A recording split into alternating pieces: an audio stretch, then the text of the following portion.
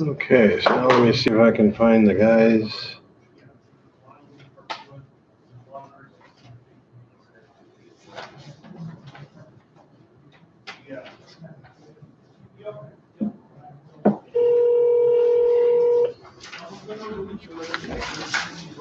Hello.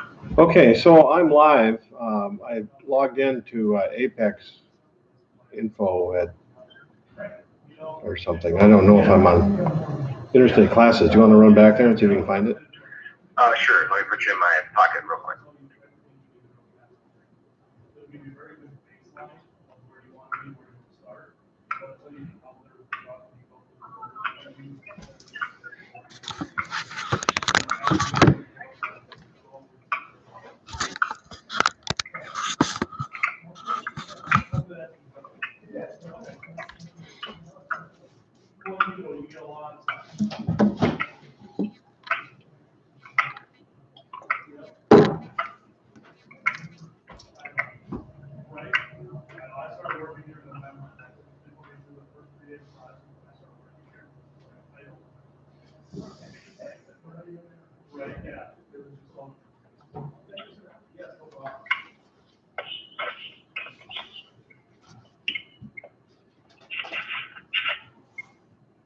Okay, I'm looking at you.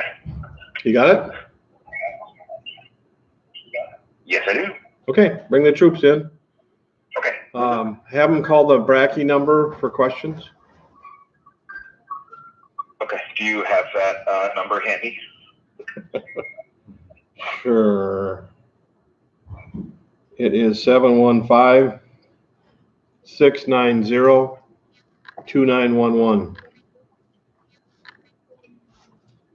Okay.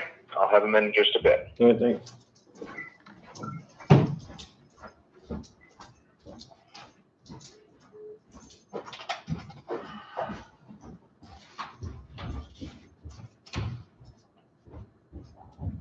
Chat.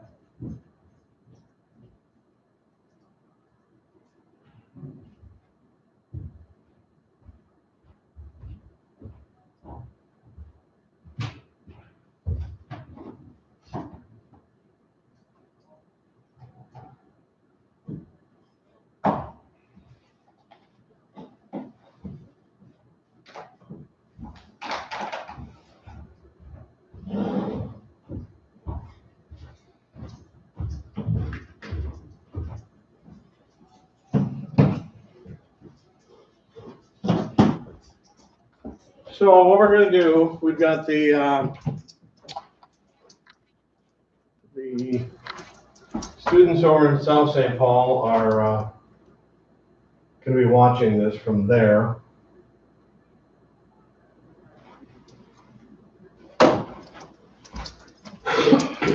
So that we can at least get the class rolling. As those of you that are here know, the roads are pretty bad. I would expect that by 10 o'clock, a little over an hour from now, the roads will start to improve. So we'll make a decision as to when we're going to bring the rest of the troops over here. But the benefit of doing it this way, since we're live streaming from Wisconsin, then technically the people that are in Minnesota are getting classes from Wisconsin. So this telemarketing thing is allowed and it's in the rules. And so this is simply a creative way to solve a problem. You know, and that's what truck drivers do. Truck drivers solve problems, figure out solutions to things, think outside the box. So I'm gonna, all right, we are ready. So welcome to those of you over in South St. Paul. The whole purpose of today's class is to prepare you for the pre-trip inspection test, okay? But before we get into the inspection test, let's talk about inspections in general for a bit here. Now, first of all, there are 3 types of inspections required by these federal motor carrier safety regulations. The one you do on your road test is called the pre-trip, which is obviously prior to operating a piece of equipment. If you're using multiple pieces of equipment during the day, you're doing multiple pre-trips. If you're using a single, unit, then you're doing a single pre-trip. Anybody have any idea what the other two types of inspections are? Maybe in-cab. Well, that's the in-cab inspection is part of your pre-trip. One that was after 60 miles and then one after 3 hours or something, right? Okay, so we have to inspect the truck en route during the day. So we call those en-route inspections. The first of those is required to be done within the first 50 miles. Subsequent to that, you are to do en-route inspections every 150 miles or 3 hours, whichever comes first. Now, I have no problem stopping that often in a day. I need to stop that often in a day, okay? I also learned from my initial driving, when I started driving truck, I was hauling sand and gravel. Good morning, welcome. We just started. So your timing is excellent. Just spent 3 hours on the road. I believe it. Where'd you come in from? St. Cloud. Oh, okay. Yeah, it's pretty rough. We're streaming over to South St. Paul, and the shuttle hasn't left yet. They'll leave in about an hour when the roads get a little better. Okay. I don't want them to spend an hour on the road getting over here. So Pretty bad. yep. Okay, so the pre-trip inspection is the first thing you do in any given day. Then you are required to do these en-route inspections, the first being within the first 50 miles. So if I leave here going east, there's a rest stop in Menominee. It's about 40 miles from here, okay? If even that. That's going to be my first stop. If I was going south, there's a rest stop just past Elko before Lonsdale. That's where my first en-route inspection would be. So I can tell you where my first en-route inspection is going to be before I even leave, all right? Then again, every 3 hours or 150 miles, whichever comes first, we're required to stop again, do another en-route inspection. It's primarily, the en-route inspection is primarily focused on cargo securement. But I also pay attention to tires, hubs, lights, air leaks, any sort of things that could crop up as I'm driving down the road. So I do more than just cargo when I do an en-route inspection. Doesn't take much time to do an en-route inspection, less than 5 minutes. And you're getting out and you're walking around the truck and you're stooping and looking and, you know, kind of doing the Ali shuffle, bobbing and weaving, looking at stuff. So I see that as a good thing. Good morning. Morning, sir. We're just starting here. Yeah. So your timing is excellent. So after driving for up to 3 hours, to get out of the truck and walk around it, I see that as a healthy proposition. When I started driving back in 1975, I was hauling sand and gravel. And there were days where I'd never get out of that truck. I was just in that truck the whole doggone day, 12, 14 hours. And of course, back in that day, there was no air ride suspension, there were no air ride seats, there was no power steering, there was no air conditioning. It wasn't as comfortable as it is today. And to be honest with you, I beat my back up. I actually had back surgery my second year. After I'd sold the truck, I had beat my back up in that time to the point where I actually needed had a herniated disc that had to be dealt with. So I've learned my lesson with that. Getting out of the truck on a periodic, regular basis is a beneficial thing to do. All right, so we've got our pre-trip inspection. That's first thing in the day. Multiple pre-trips when using multiple vehicles. En-route inspection, first one at 50 miles, subsequent to that 150 or 3 hours, whichever comes first. And then what's the third type of inspection? Post-trip. The post-trip at the end of the day. Now, this is interesting, and I hope you can remember what I'm about to explain to you, because a rule changed a few years back.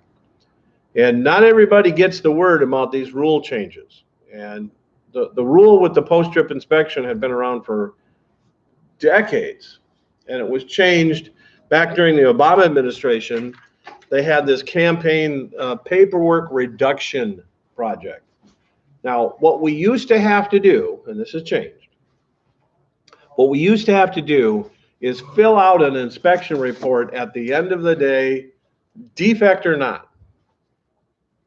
So if there were no defects, we'd fill out the form, check no defect, leave a copy in the truck. The original would go into the office. The Paperwork Reduction Act said that, why are you leaving a piece of paper in the truck if there's nothing wrong with it? That's stupid. That's a waste of paper. So the new rule is that you leave a paper written report in the truck only when there's a defect. Only when there's a problem with the truck do you leave a document in the truck saying there's something wrong with it and turn in the original to the office, okay? And that was a really beneficial change because up until that point, you should have seen the reams and piles of paper that we had from all these trucks. I mean, think about it. I got 22 trucks. So I got 22 pieces of paper being filled out every single day, defect or not, okay? And more often than not, there's no defects in the truck at the end of the day. So it was a complete waste of paper to do that. And again, this paperwork reduction, that was the focus, to try to eliminate that waste. So now, the only time you have to fill out a document per the federal rules is only when there is a defect.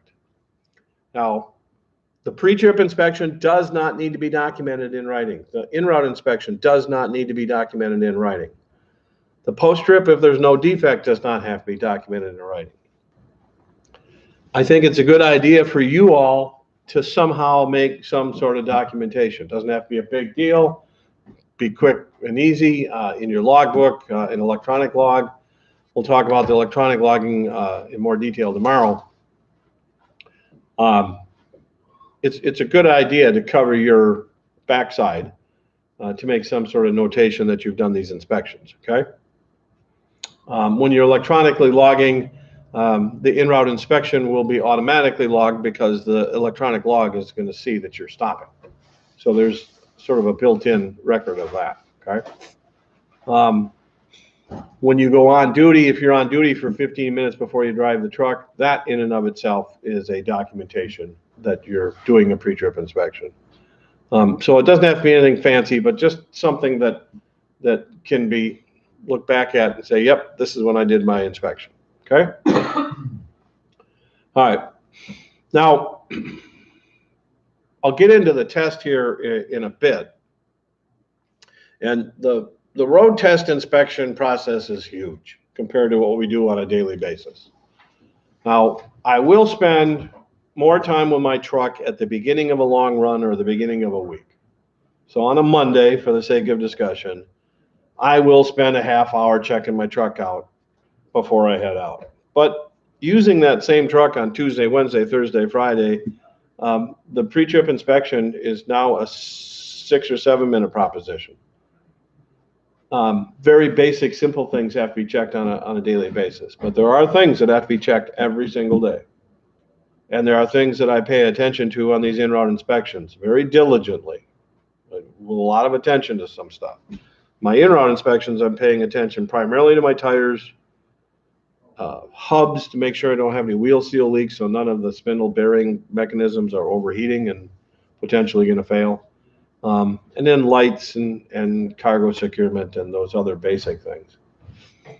When I do a pre-trip inspection at the beginning of a day, if this is a truck I used yesterday, I walk up to it. The first thing I do is check to make sure the license plates haven't fallen off the thing. I look underneath it, look for any leaks.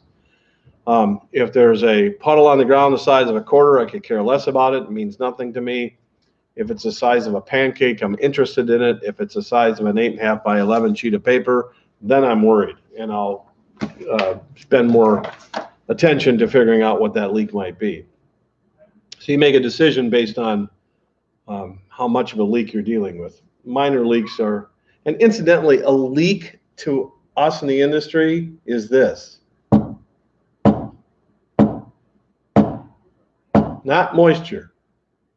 The only component where a leak is not actually a drip would be shock absorbers.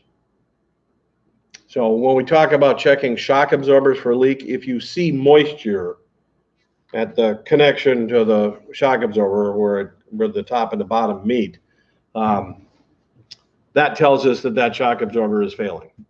Okay, there should be nothing leaking out of a shock absorber. So if there's anything leaking out of it, it's problematic.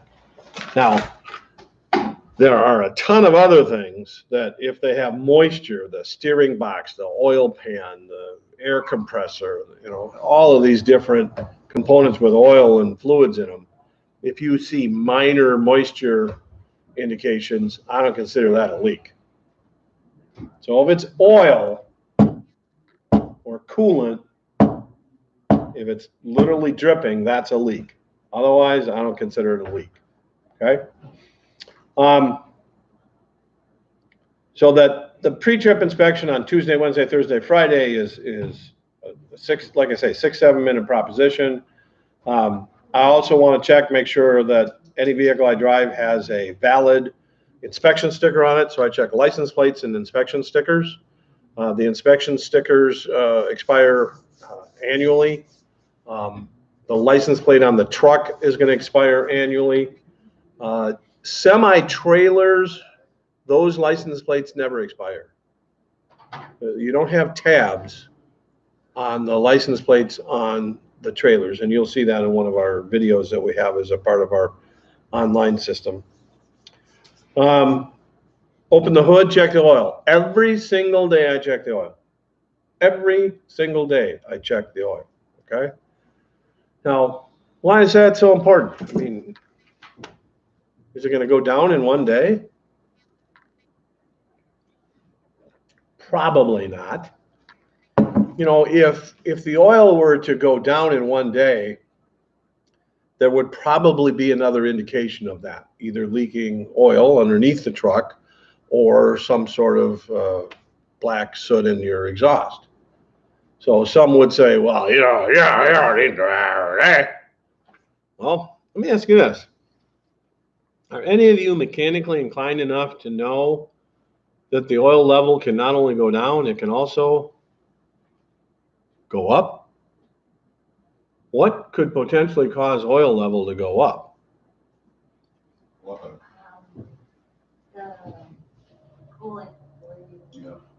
Coolant leaking into the system. A cracked block, cracked head, or bad head gasket could cause coolant to leak into your oil, which will reduce the lubrication viscosity of the oil. The problem is going to do nothing but get worse, and the motor's going to end up seizing up. Also, possibility of fuel getting in there. Okay. If you caught the fact that the level was going up, if you called up your boss one day and said, "Boss, I don't know, maybe I'm hallucinating, but I swear this oil level is higher today than it was yesterday. And ain't nobody touched it, so I know nobody put oil in it, so it's kind of freaking me out. What do you think I should do?" You are a rock star. You are a rock star because you have saved your boss literally thousands of dollars. Because now what might be a significant repair is a heck of a lot cheaper than a whole new motor.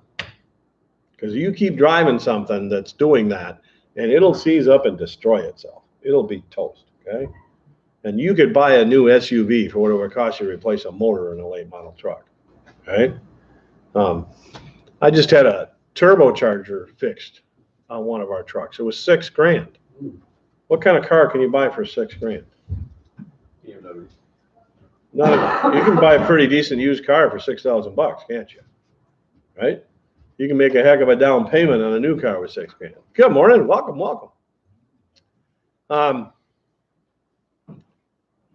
So these things are expensive. I remember when my wife and I first got together many years ago, I got a bill from the repair shop, opened it up, it was $450. My wife says, "Oh boy, that's a lot of money." I said, "Sweetie, if it had a zero at the end of it, it'd be a lot of money. But $450, I'm operating a business with 22 trucks. The repair bills are significant, okay? So by catching the fact that there's a potential problem going on and you've caught that early in its indications, boy, you're a rock star with your employer. You've saved him a ton of money, okay? And what he'll probably say is, "Okay, tell you what, we need to get an oil sample on that thing. Bring it in. I'm going to switch trucks out, all right? Don't drive that truck. We're going to give you another truck. We're going to do an oil sample." And what they can do, take a little bit of oil out, send it to a lab, and this is very commonplace in this industry. And then the lab can tell you what's in that oil. If there's any foreign fluids in there, and even more importantly, any metal substances in there, okay? So like if the bearings are going bad or anything like that, that'll be in the oil, and they'll be able to decipher that and tell you that, okay? So oil sample. Check the oil every single day, please. I have been struggling with every member of my family, my wife and my kids, trying to get them to check oil in these cars, in their cars. And every one of them will tell me, well, isn't that what the oil light is for? No, that's not what the oil light is for. The oil light is to tell you if you have a serious problem. Well, yeah. No, you don't understand. You're supposed to check the oil so you don't have a problem. Yeah, that's the oil light, right? I mean, I don't get anywhere. I go around in circles in that discussion with them as to what the oil light is all about. And one of the kids just completely destroyed a motor because he drove with the oil light on because it was too cold to stop. Yeah. Anyway, so check those fluids every single day. Take a peek inside the front wheels. Make sure there's no wheel seal grease. That the wheel seals are not leaking grease on the inside of the hubs and the outside. The outside's easy to see, but peek inside to make sure there's no grease leaking out of the inside also. Good news about a wheel seal leak, it's really easy to spot because centrifugal force is throwing it all over the place. So all you got to do is pay attention. Take a look at, for leaking fluids, take a look at the drive belt, the serpentine belt. Make sure that it doesn't appear to have any damage to it, it's not running off the pulleys or anything like that. Check your coolant level. That's real easy to do. Power steering fluid level, piece of cake. Your tires are not going to wear out in one day. So it's not like you're checking tires for tread depth every day, but you do check them for pressure every single day. Now, on that first day of the week, I am going to use a tire gauge. I'm going to get down on my hands and my knees, and I'm going to check every single tire with a gauge. Now, I don't do that on Tuesday, Wednesday, Thursday, Friday. The front tires, I'll take a look at them.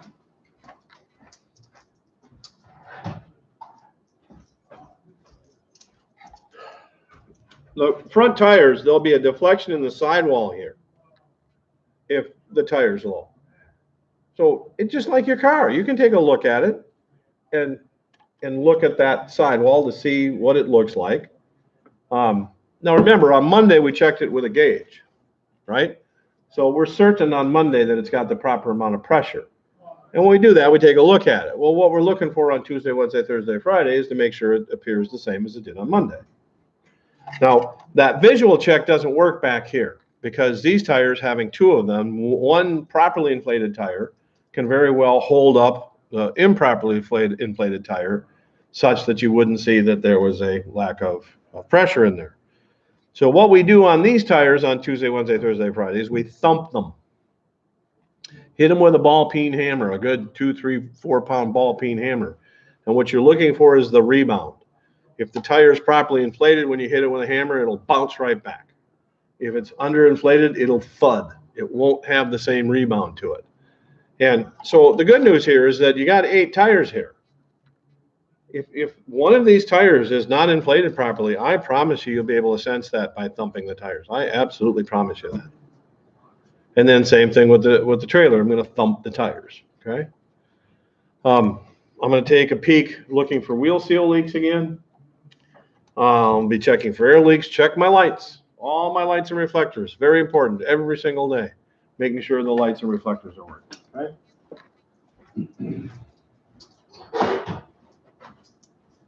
So my daily pre-trip inspection is like I say, a 6-7 minute proposition. So I walk up, do my first visual, open the hood, check the oil, peek inside the brakes, both sides, coolant level, power steering, belt, put the hood down, start the thing up, make sure I've got fuel in it. Oil pressure should come up right away. The oil pressure gauge is important on your test. I can't remember. I honest to God cannot remember the last time I lost oil pressure in a truck. I mean, trucks are so much more reliable than they were in the infancy of this industry. But make sure you got some oil pressure.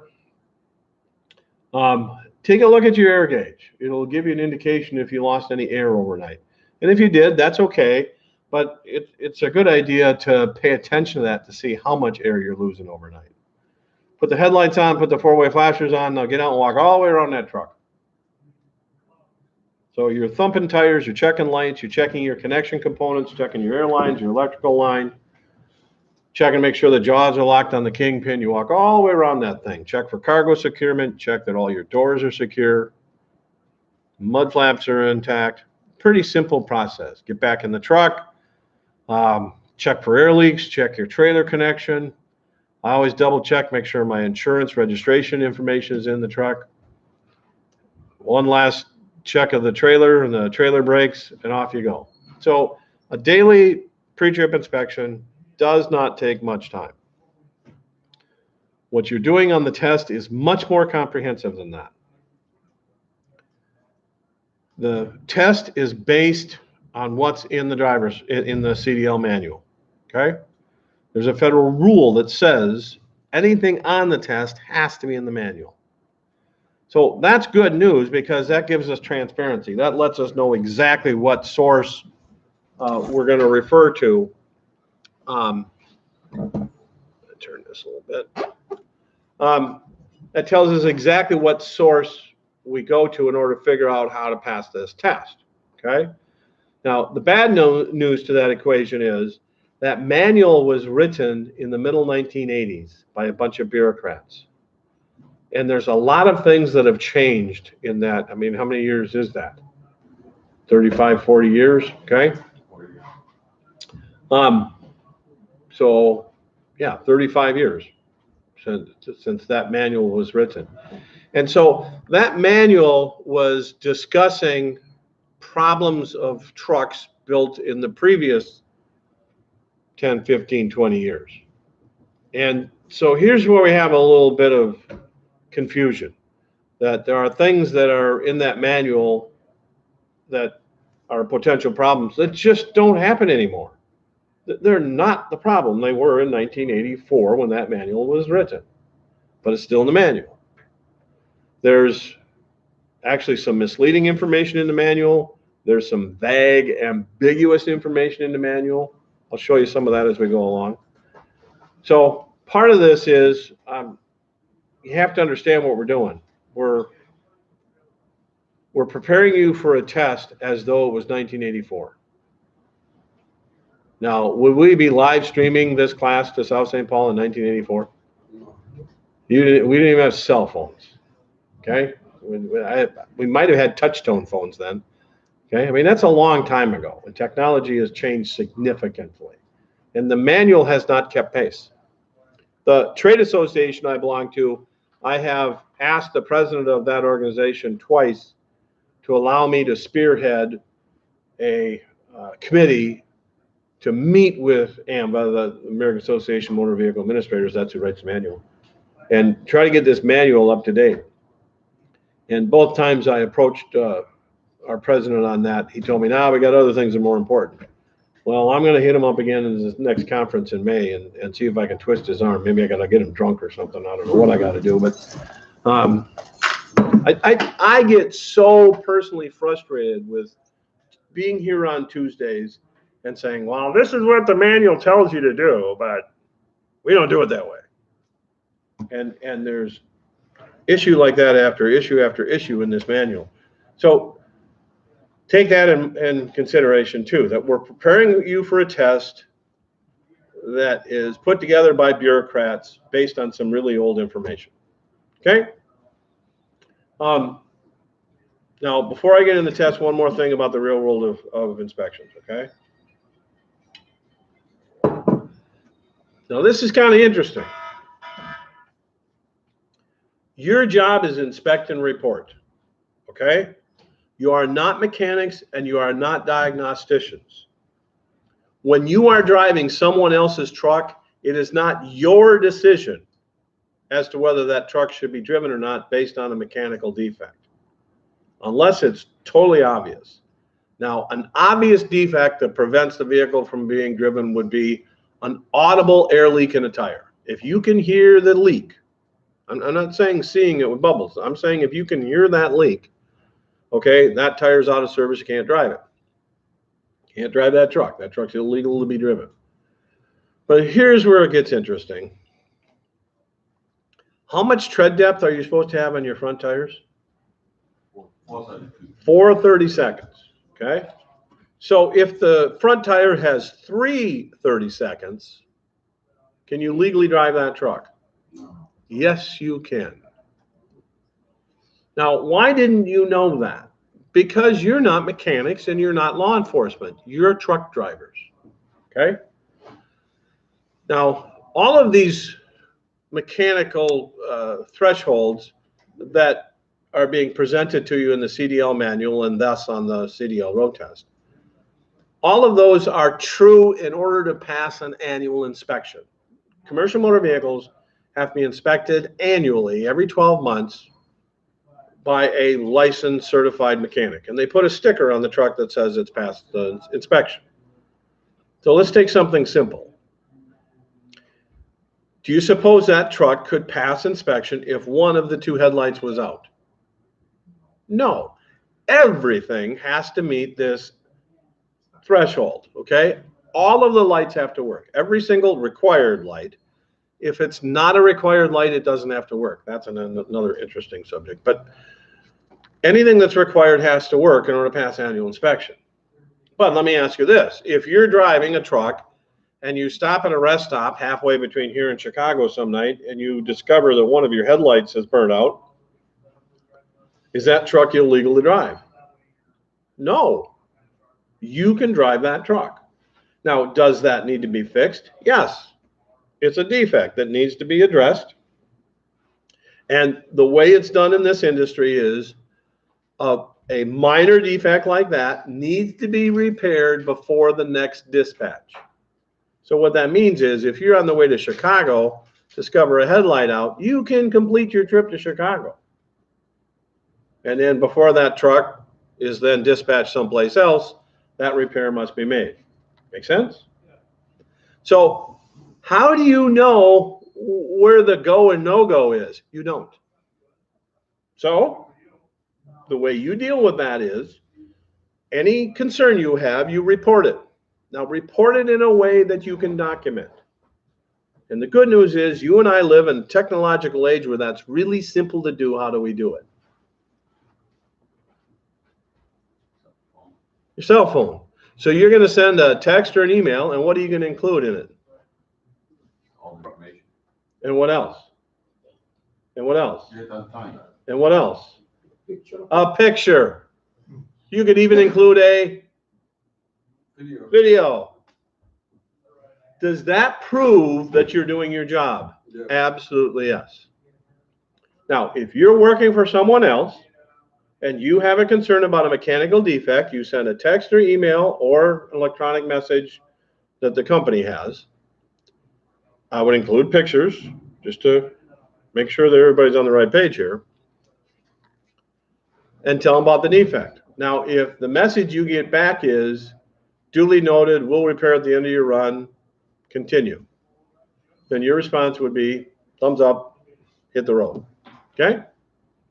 Now, if you ever find yourself in a situation with a mechanical concern that you think you're being misguided by your employer, there is a very simple solution to that.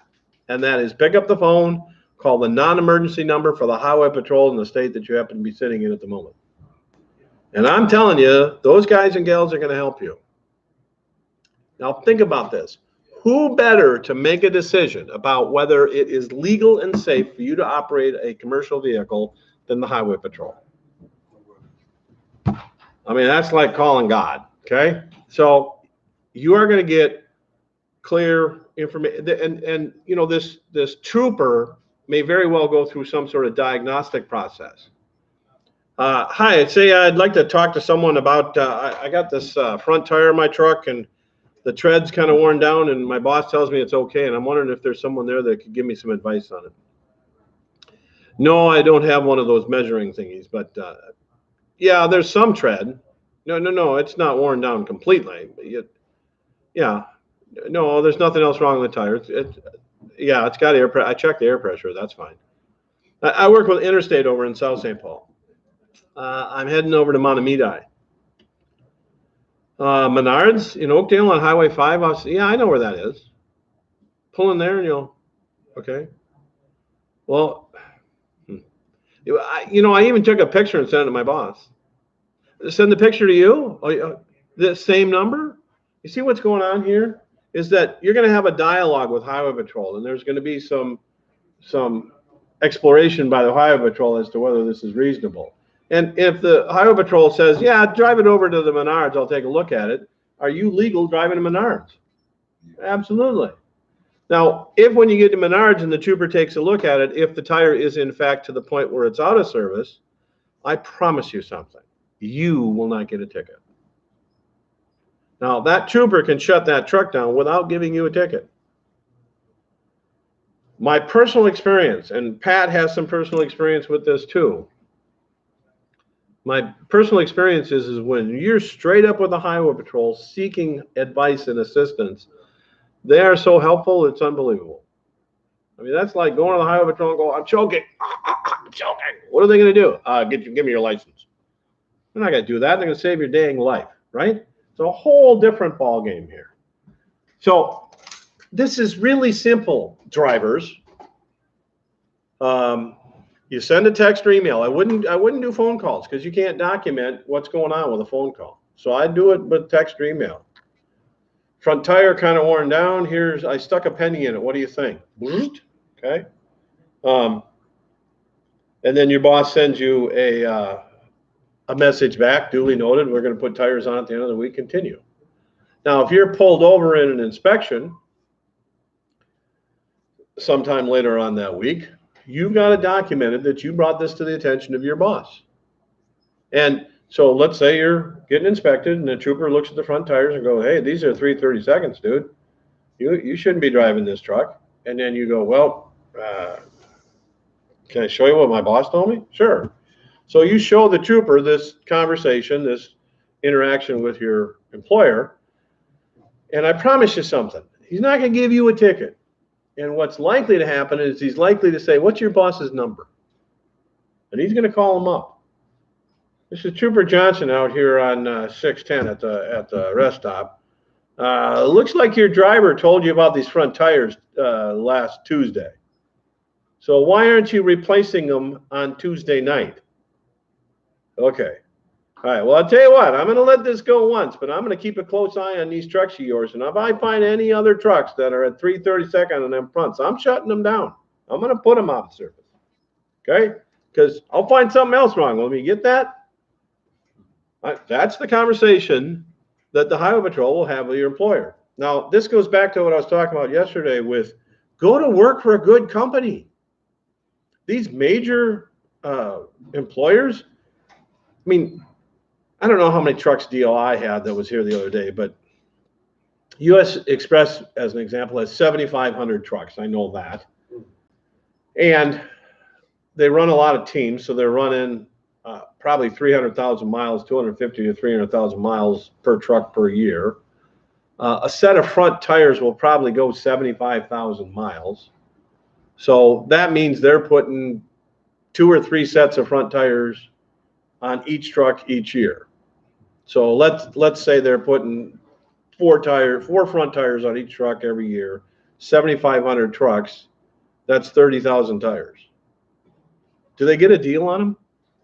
Sure you do. So they spend $30,000, or excuse me, they do 30,000 tires, $200 a piece, 600,000 bucks. What would one blown front tire cost them?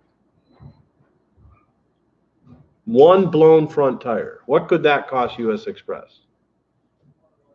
Millions. If they go on an oncoming lane and kill somebody. Oh, you mean like that? Oh. Yeah, like that. I didn't know you were talking about like while you were driving, you know. Well, but you see where I'm coming from here, is that front tires are an essential safety ingredient here. And so a big company like U.S. Express, what are they going to do? They're going to try it. Well, it costs us $600,000 to be proactive on these tires Let's run them longer. Let's make it. Let's get twice the miles on them. Let's do it 300,000. Let's save $300,000 this year on tires. When you got 7,500 trucks running around out there, are you going to take a risk that the front tires are going to blow? No, I'm not. That is penny wise, pound foolish. That is stupid. That's just dumber than dumb. that actually happened this year. The tires flew off and they killed somebody, some guy in his yard. Yeah, Yeah. it happens every year. There are fatalities involving tires and big trucks every single year. Okay.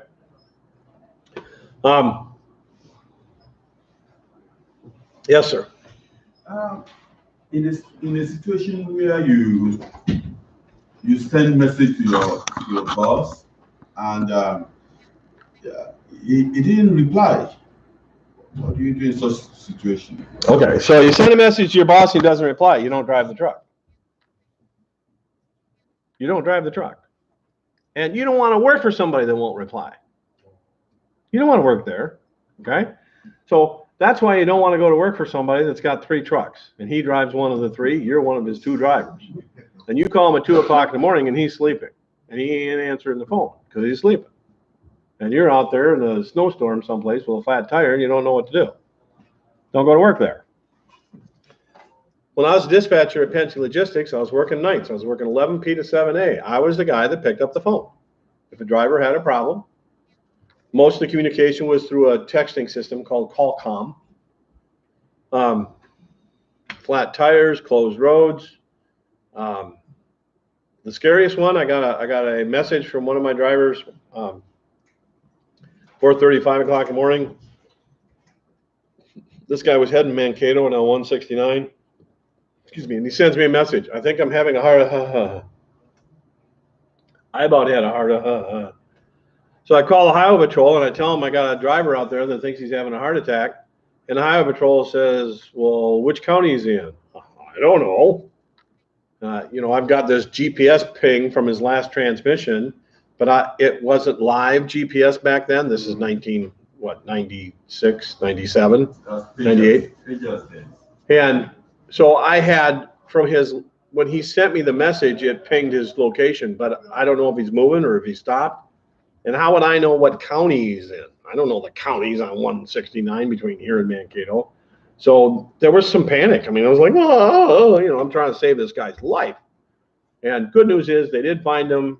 He had a double bypass, if I remember right, ended up coming back to work 3-4 months later. So it all worked out pretty good. So you want to work with somebody that's got that sort of support and infrastructure that is always there for you. You don't want to work for some fly-by-night outfit. You don't want to work for anybody that's got lousy equipment. You don't want to work for somebody that doesn't take care of their equipment. I have a friend of mine that operates 3 trucks.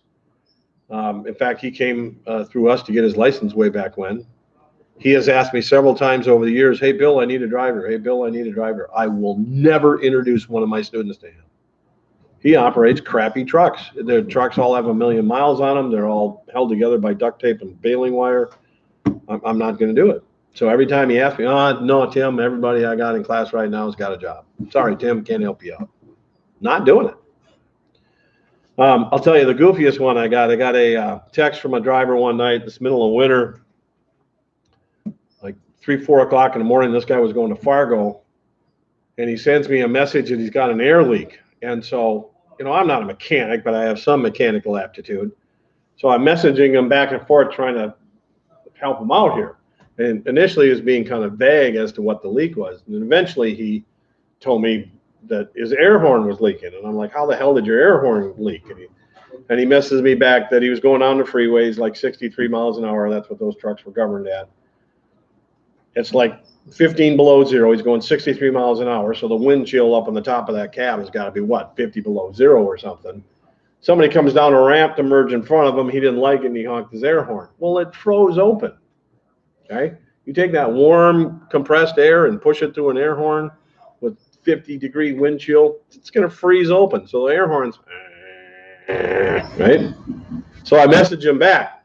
Did you try anything to stop the air leak? Now, I carry some pretty basic tools with me when I travel, and I always carry a vice grip, needle nose vice grip.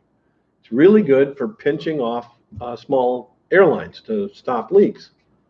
And so that's where my thought process was, did you try anything to stop the leak? And he messages me back and he says, well, I climbed up on top of the cab and stuck my socks in it, but that didn't help. 15 below zero, and he's up on top of this cab over Freightliner stuffing socks in an air horn. Okay, like, good try, dude.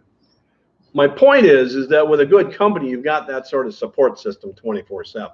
Okay, and so that's where you want to go to work. You don't want to work for somebody that won't respond timely to you, help you out. That was my job as a dispatcher, was to help these drivers get their deliveries done safe and legal. Right, and my boss, Bruce, I think in the year and a half I was a dispatcher there was 2 or 3 occasions where I couldn't figure out the solution in the middle of the night. So I would page my boss. This tells you how long ago it was. Okay, remember pagers? Remember that? You're too young to remember pagers. Anyway, and I'd page Bruce in the middle of the night, and the phone would ring, and he'd go, "Hey, Bill, it's Bruce. What do you need?" It wasn't, "What the hell are you waking me up in the middle of the night for?" It was, "Hey, Bill, it's Bruce. What do you need?" Because that was his job, to back me up. And if between the two of us, if we couldn't figure out the solution, then we'd call Pennsylvania. We're working for Penske Logistics. They're headquartered out in Pennsylvania. So and that's one of the things that I really like about this industry for people going into it, because this is an industry that is going to provide you a support system. You are tethered. You are not alone. Okay. So going back to inspections, inspect and report. If you believe there's a defect, I don't care. You don't need to be a mechanic here. I've had people working for me that were so incompetent, they didn't know the difference between a flat bladed and a Phillips screwdriver. I don't care, as long as they're doing their inspections and reporting things to me. Okay. So you have a concern, you report it. Whatever they tell you to do, that's what you do. Make sure it's documented. If they call you up and say, go ahead, hit the road, tell them you need a text or an email. And if they tell you, I ain't got time for no dang text or email, I'd hang up and I'd send them a text or email, waiting for confirmation of your instructions. Standing by, waiting your instructions. Now, Jason talked to you yesterday about the federal whistleblower protection law, right? So if you have a safety concern and you refuse to drive the truck because of a safety concern, if they fire you, cut you in pay, in any way harm you financially, you got the basis of a federal whistleblower protection lawsuit, right? Now, if he tells you to drive the truck, if you don't trust that, then just call the highway patrol. And again, it is so simple and so easy to do. Now, before I go on, there are 2 areas of the rules that is your decision, no ifs, ands, or buts about it as to whether you should drive this truck or not. And first and foremost are weather conditions, right? If you don't feel it's safe to drive, stop driving the truck. That is your decision and your decision only. No one else has any influence, as far as the regulations go, as to whether you should continue to drive that truck or not. Jason, the company he worked for, I learned recently that their policy was, if you couldn't continue at 40 miles an hour, you should pull over and stop. Now, I wouldn't have a policy like that, because I think there's too much risk of liability there. Because what that does then is that, what that does is tells the driver, it isn't your decision, it's mine. It's my truck, and I'll tell you when to drive it. Oh, no, that's not what the Federal Motor Carrier Safety Regulations say. Yes, sir. All right, what if other drivers on the road, they're driving in it, but you don't feel comfortable, once you get in trouble with your employer? You can't get in trouble with your employer unless he wants to get sued. Because you stop that truck, and the conditions right now are sufficient for me to say, hey, why isn't that shuttle bus here right now? Why are you guys in South St. Paul right now? Because I'm not willing to risk a collision with my students and my vehicles and my employees. Okay? And so we're going to deal with it. We'll wait till the conditions improve. How long are we going to have to wait? An hour? Maybe 2? Big deal. Okay? But it's your decision, no one else's, as to whether you should drive that truck or not. Okay? Part of what you got to factor into that decision, if you're empty, you don't have much traction. So that puts you in a precarious situation. If you're heavily loaded, you got a lot of traction. But what about everybody else? Is there anybody losing control of their cars out there on the freeway right now? Yeah. So does that present a hazard? There you go. And it's just not safe enough for me, at least when I drove out here in my pickup truck. And keep in mind, on my pickup truck and all of my personal cars, I have winter tires on them. We have a 15-passenger van. That's got winter tires on it. Now, the shuttle bus has tires such a size that I can't get winter tires for it. They don't make them. They make lug tires, but they don't make winter tires. Winter tires have a softer tire compound. They're siped. In other words, they have a bunch of little mini grooves in them in order to give them much better traction when it's slippery, ice and slippery conditions. So I'm very conservative when it comes to winter driving conditions. First thing I told you all yesterday morning was how proud I was of our safety record. Well, how do you suppose I've accomplished that? Now, does this little snowstorm we have create some inconvenience? Sure, but we're going to deal with it, and we're going to figure out a solution. So when it comes to winter driving conditions, drivers, that is your decision only. If you get that little feeling in your gut that you should pull over, then you should pull over and stop that truck. Okay? Once you feel comfortable, then hit the road again. That's your decision. Only yours. The mechanical one isn't. See that? There's a big difference there, isn't it? The other thing that you should have enough knowledge about to make the decision all by yourself are the hours of service regulations, whether you should drive that truck or not. Now, here again, if you ever need any advice about hours of service, call me. I don't care if it's 10 days from now, 10 weeks, 10 months, or 10 years. Call me. I'll help you out. Call a highway patrol. I promise you they'll help you. Pull into a scale. What do you need, driver? Hey, I got a question about hours of service regulations. You got a minute?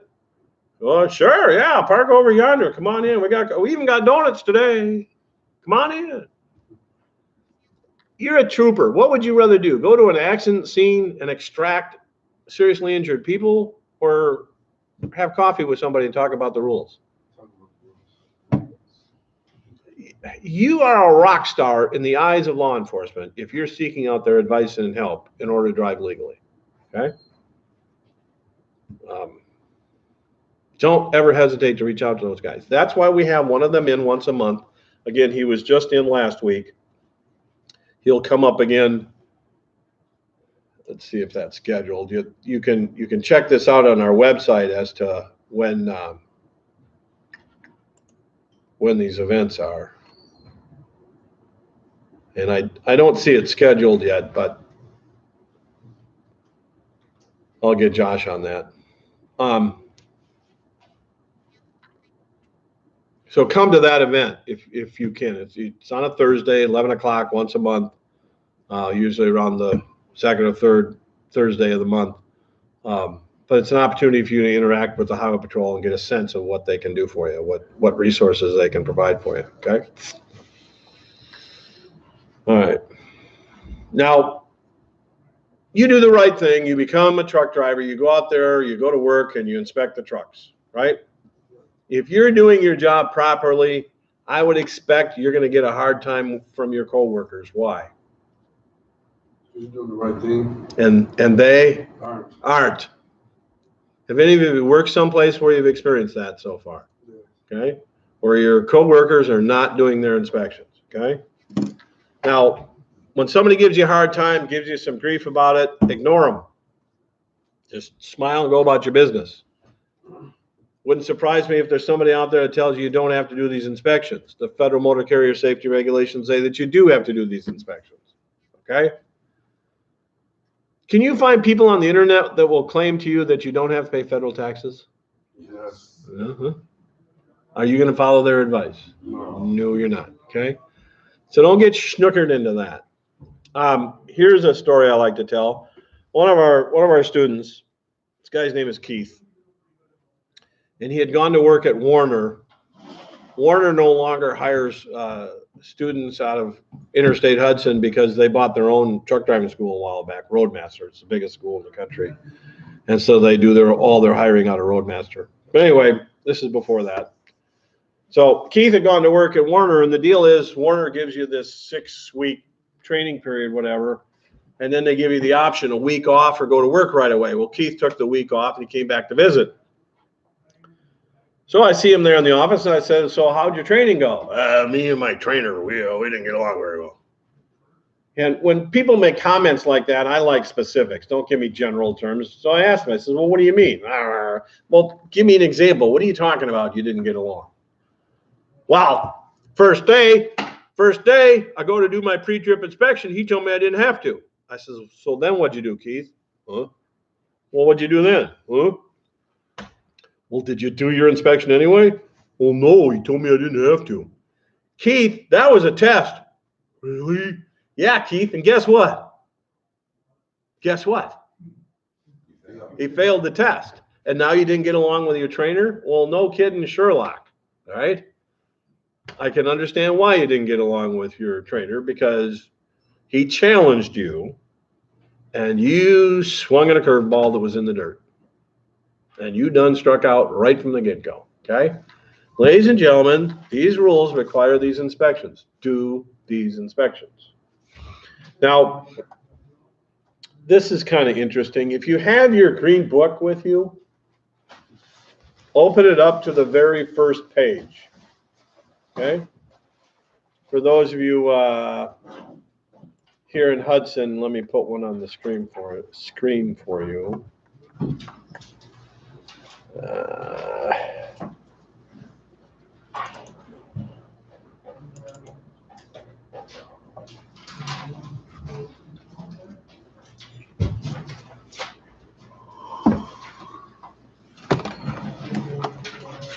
So you might be able to see that on the screen there in South St. Paul. So what this says, I acknowledge receipt of this copy of the Federal Motor Carrier Safety Regulations pocketbook. In addition, I agree to familiarize myself with these regulations. And then there's a place for you to print, date, and sign this. This gets torn out and put in your driver file. Your employer is required to give you one of these upon employment. And then this page gets filled out, signed, and torn out, put in your driver file, okay? Now, your employer is then required to give you a test on these rules. Here's the good news. It's an open book test. So immediately after filling out that page, having the book, your employer is then going to hand you, let's say, a 10-question multiple choice quiz. And as an example, one of the questions will say, when you pull over on the shoulder of the road due to a flat tire, where are you supposed to place your triangles? And in parentheses, it's going to say 392.22. Guess what that is? That's the rule. It's the rule number. So if you don't remember where to put those triangles on a two-lane, two-way roadway, you look it up and then answer the correct answer. This is an open book industry, okay? Then, at some point in time, your employer is required by these rules to road test you. Now, don't have a heart palpitation, okay? It's a much simpler process than what you do to get the license. But here's the advice I want to give you. You and this supervisor with this company that you're going to work for are walking across the parking lot, and your employer hands you the keys to truck 618 and says, okay, we're going to take that truck right there. Here's the keys. Do not turn to that supervisor and ask, should I do an inspection? What should you do? Just go do the inspection. If I was hiring somebody doing this road test and they turned to me and said, should I do an inspection first? They've just lost points. So I go, wonder if I want to hire this guy or gal, okay? Because they're asking me whether they should do something that the federal rules require them to do. See what the problem is there? And then just do a real basic inspection. If this facilitator says, you don't have to, I've already done it, just smile at him and say, the rules require me to do it. And walk up that truck. I don't care what they tell you. You walk up to the truck and open that hood and check that oil. Okay. Because I tell you what, if they truly didn't want you to inspect the truck, I wouldn't want to go to work for them. That tells me that the supervisor doesn't follow the rules. Well, what chance have you got to operate legally if the people you're working for don't? Okay. So you don't want to work for them anyway. You know, if you're ever considering a job, see an ad in Craigslist or something for a local job, I'd drive over there on Sunday and I'd look in back. And if all the trucks were a nice, neat row and they're all lined up, same make, model, color, I think that's a place you'd want to go to work. If you look back there and the trucks are helter-skelter and they're different makes and different models and different colors, and this one over here is missing a hood and that one over there is missing 2 tires, don't go to work there. Don't go to work there, okay? You know, it's interesting that I gotta harp on my guys sometimes to keep things lined up in a nice, neat row. It's like, come on, people take pride in how you park a truck. It's very simple. It's a very simple process, but just don't leave it any dang place. Park it like you care about it. That's your lifeline to your job. You know, same thing with customer service. Man, is that important in this industry? And I'll tell you what, ask my staff. I'm a dink when it comes to making sure that they are providing good customer service. I get in their face. Every single person that works there. This is how we do it here. Well, but no, there are no excuses. This is what you do. Okay? So you have a job to do, and your mission is pretty clear. When it comes to these inspections, it's crystal clear. Do these inspections. I don't care what anybody else says. Okay? All right. Now, your test. If I were in charge of this testing process, if we're up to me, I'd have a facility with 10 trucks in it. And all the trucks would be the same make and model and color, and so nobody could be telling their friends what's what. And between my 10 trucks, I'd have 100 defects. So I'd have a truck with the front tires less than 4/32.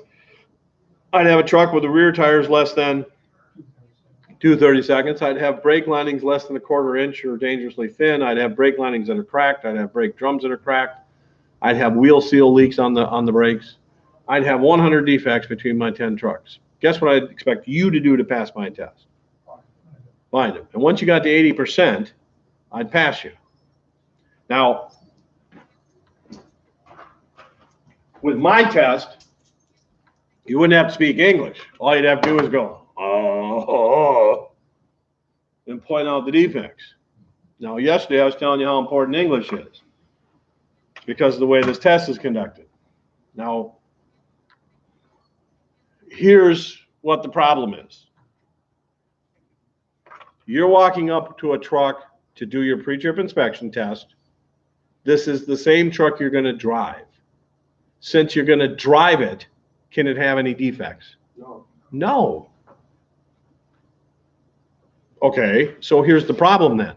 How do you prove to the state and the federal government that you know how to find defects on something that has no defects? How do you do that? Huh? You just don't. Well, no, you got it. You got to prove to them, you What do know. you mean? Like down the picture, you just tell them. Oh, you got to tell them. Yeah, You got to tell them. No cracks, no. Exactly. You have to tell them, okay? Keep talking, tell them every single thing you can. So, well, no. About that thing, No. about that thing. Well, no, what the manual tells you to tell them. Okay? That's the key here is that you got to get the right thing opened up here.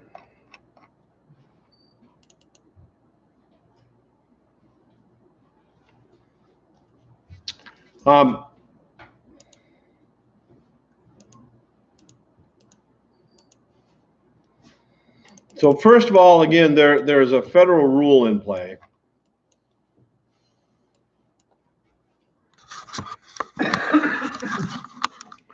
That tells us that anything on the test has to be in the manual. Okay? So that's good news. That provides us a clear blueprint of what we have to do. Now, here's what the manual says. During the pre-trip inspection, you must show the vehicle is safe to drive. You will have to walk around the vehicle and point to or touch each item and explain to the examiner what you are checking and why. You will not have to crawl under the hood or under the vehicle. This is a verbal exam.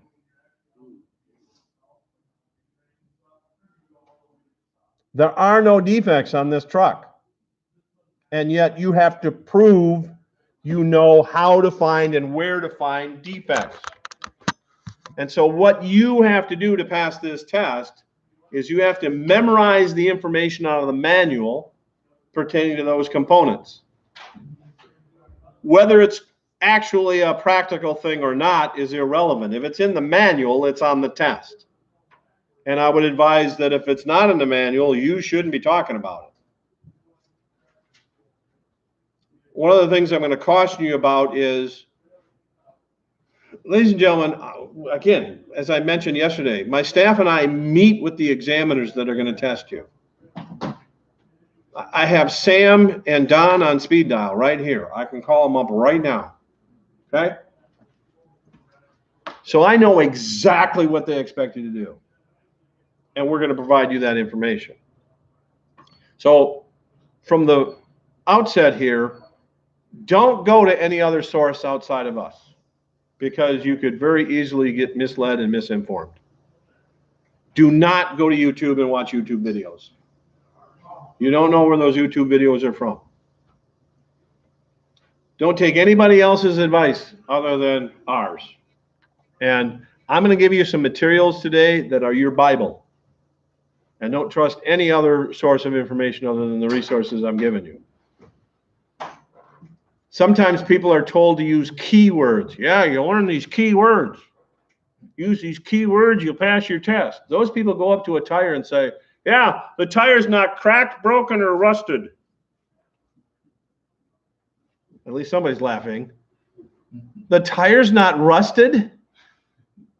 Really? And you want to be a truck driver? Because you don't know what you're talking about, huh? If you're going to tell me that the tire's not rusted, right? So, trust the resources we are giving you. I personally spent a lot of my time, making sure all of the materials we're giving you are dead on accurate. And I'll grant you this, it's never perfect. I can't tell you how many times my staff has gotten upset with me because I come in and I go, oh, we got to change this. We just printed 20 of them things. I don't care, throw them out. I don't care. Well, but I don't care. Throw the damn things out. We got to change this. No, it's not a waste. I'm not going to mislead one of our customers. I'm going to give every single one of you the very best information I possibly can. And I'm going to leave no stone unturned to do that. Okay? I don't want any one of you telling me at the end of a test, well, you didn't tell me I had to do that. Yes, we did. And that does happen, by the way. We'll have people say, oh, you didn't tell us that. Yes, we did. We do it in class every single week. Okay? So we're going to give you a very accurate, very complete information so that you can prepare yourself for this. Now, this is like a theatrical production. It's like getting up on stage and reciting a script that you have memorized. Have any of you ever done theater? High school or anything? Okay. That's what this is like. And it's like a one-man show or one-woman show. Huh? I did plays in church as a little kid. Did you memorize lines? Had to, yeah. Okay. Can you imagine doing a one-person production that's a half hour? Can you imagine that? Because that's what you're doing here. This is a half-hour process, maybe even 45 minutes. Remember, good news over here in Wisconsin. No time limit on the inspection. Takes all that pressure off you. You're not under a time gun. In Minnesota, you would be. Wisconsin, you're not. That's pretty good news. Okay. You know, and it's another huge advantage that I have the ability to meet with these examiners to make sure that we're all on the same page. And I can't do that in Minnesota. I mean, they are all over the place with what they do over there. Every day it's like, okay, what are they going to do now? They're so unreasonable in Minnesota. It's just crazy. Incidentally, I mentioned a headlight out a bit ago, so let me bring this to the table. If a light is out, they will write that up and tell us that we have to fix it before you come back the next day, but they'll let you take a test. Now, that's true in both states, okay? So if Sam finds a light out, he'll write it up, let us know. I mean, we'll get a text from Sam, hey, you got a light out on our truck. Okay, all right. So he'll test you, and then we got to fix it before we bring it back. So one day, Tim was testing in Minnesota years ago, comes back at the end of the day, and he says, Bill, that on the front of the trailer, that yellow reflective thing fell off. And they caught it on the test. We have to replace it before we bring it out tomorrow. So, okay. Well, I got some spare amber reflectors right there on the shelf, right there, Tim. Throw one of them on there. He calls me back the next morning at 8:15. I'm not making this up, okay? He calls me up at 8:15 the next morning and he says, Bill, you sitting down? I go, why? Well, remember that yellow reflector that fell off the truck yesterday that they wrote up? Yeah. Well, it was round and I replaced it with a rectangular amber reflector. Yeah. Well, they're refusing to test the truck. What? Yeah, we didn't replace the round one with a round one, so they're refusing to test the truck. You're making this up, okay? You're pulling my leg here, Tim. No, I swear to God. I said, I'll be there in 20 minutes. Can you imagine that? I mean, who makes that stuff up? It's just bizarre what some of these Minnesota examiners think they can do. I had so many confrontations with these people out in the state of Minnesota. It's just crazy. So we don't have that problem over here in Wisconsin. It's a much more consistent, level playing field, much better communication, better transparency. And that way I can give you, every single one of you, very clear instructions on exactly how to pass this test, okay? Now, I'll be giving you workbooks that have the information cut right out of the manual because, again, everything on the test comes right out of the manual. We're going to give you a workbook. We're going to be giving you, have you noticed that you received an email from us yesterday? Yeah. Okay. Now, those of you that started yesterday should have received an email from us. If you haven't noticed it, look for it. It might be in your spam folder. It should have two things: a PDF, which is our workbook with pictures. And secondly, it's going to have an audio file, right? That audio file comes right from the state. It's edited to reflect your test. That's a very powerful tool. We've got a video of the inspection test that we're going to show you today. You're going to have access to that video on campus in both locations. Now, we don't send the video home with you. Why? Because people that claim they're watching the video at home, they are wasting their time. It's just like what I was talking about yesterday. To prepare for this test, you've got to do hands-on with the truck. You can't prepare to be a fireman by watching videos of firemen going up ladders. That doesn't give you the physical strength and dexterity to be able to climb the ladder. So watching someone climb the ladder and then going and practicing the skills it takes to climb the ladder does have some value. But just watching someone climb a ladder is not going to give you the physical strength it takes to climb the ladder. Agreed? So we don't send the video home because you need to be on campus. And we used to send that video via email to people. They weren't coming on campus, and those people weren't passing the test. So we see a direct correlation as to the success rate when we stopped sending that video home. It went up. the pass rate went up. Okay? So you're going to have an audio that you can listen to any day of the week. You're going to have a PDF you can look at. You're going to have a workbook. I'll be handing out index cards. We're going to turn them into flashcards. So you're going to have a whole bunch of resources here in order to prepare you for this test, okay? But you are going to have to memorize material, information, in order to get up to speed and pass this test. Now, both campuses, both South St. Paul and Hudson here, we have equipment for you to practice the inspection test. There are trucks. You're going to be using them over here this afternoon, okay? You can, in the future, starting on Thursday, you can go to either campus. Now, this location is not open on Saturdays. South St. Paul is. Now, let me bring this to the table and pay attention to this. We do have students that test in Minnesota yet. We have a class on Saturdays from 9 until 3 for those people. You shouldn't be attending that class. So you didn't go to that class, right? Okay. Enough said? Enough said. Now, on Saturdays, you can go practice the in-cab inspection. You can practice the outside inspection. You can watch the video. You can work on your textbook. You can do all of that on Saturdays in South St. Paul. So please come over to South St. Paul on Saturdays if you're available, all right? Just don't go back into the classroom. Okay? All right. Okay, so we're going to give you a host of materials. Trust the materials. Trust our resources. Yes, sir. You did said there were information sent to our emails. Yes. I didn't receive it. Okay, did you look in your spam folder? I did. Okay.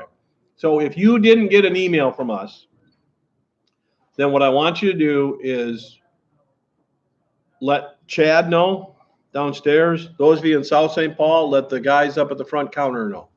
All right? If you didn't get that email. And also, if you need help opening it, if you got it but can't get it open, let us know, okay? Now, what Chad will do is he'll relay that information back to South St. Paul, and they'll make sure that they get that email to you. Now, one of the reasons that you might not have gotten the email is if we didn't get your email entered properly into the system yesterday when you signed up. It's very easy to have a mistake in an email because it has to be so dead on accurate, right?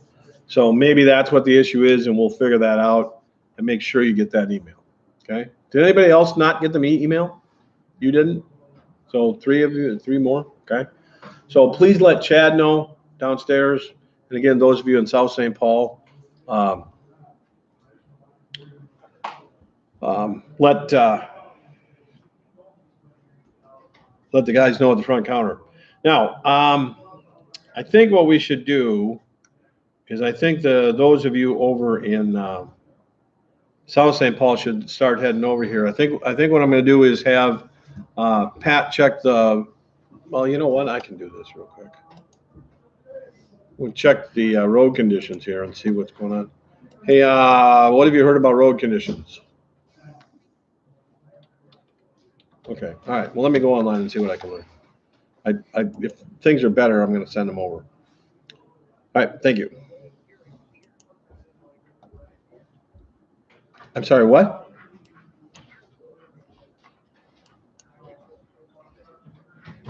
Okay, all right. Okay, looking at highway speeds, we look pretty good. Let's send the people from South St. Paul over here. Okay, so let Jason know. The people in the classroom can hear me as we speak. So let's round up let's round up in the shuttle bus and head over here. Okay. All right, thank you. All right, so you guys can take a break while we're waiting for the shuttle to get here.